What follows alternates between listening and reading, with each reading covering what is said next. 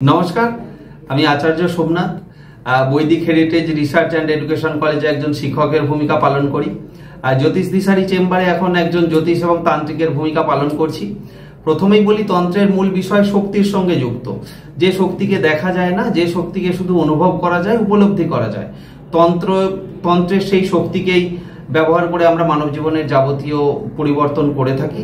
দীর্ঘদিন তন্ত্র সাধনায় নিজেকে নিয়োজিত করে এটাই অনুভব করেছি যে যদি সঠিক তন্ত্রের প্রয়োগ মানব জীবনে করা যায়, তাহলে মানুষ যে কোনো সমস্যা থেকে অবশ্যই মুক্তি পাবেন।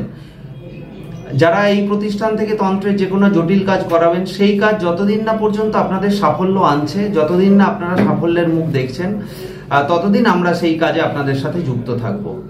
সাধারণভাবে মানুষ যে কাজগুলো আমাদের কাছে করিয়ে থাকেন, সৎকর্মের বিভিন্ন কাজ, এছাড়াও যে কোনো ধরনের সাফল্য লাভ, বিবাহে বাধা, সন্তান প্রাপ্তি, নাম যশ, প্রভাব প্রতিপত্তি, অর্থনৈতিক শ্রীবৃদ্ধি, সর্বোপরি পড়াশোনা সংক্রান্ত যে কোনো বিষয়।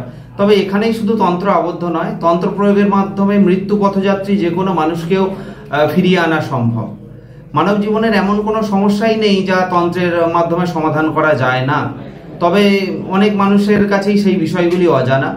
সর্বশেষ এখানে বলে রাখা ভালো, আমার তন্ত্র প্রয়োগের ক্ষেত্রে আমি সবার প্রথম পুষ্টি বিচার করে দেখি আমার কাছে যে মানুষটি যেই সমস্যা নিয়ে আসছেন বা এসেছেন তার ক্ষেত্রে কত পর্যন্ত আমি সমাধান করতে পারবো।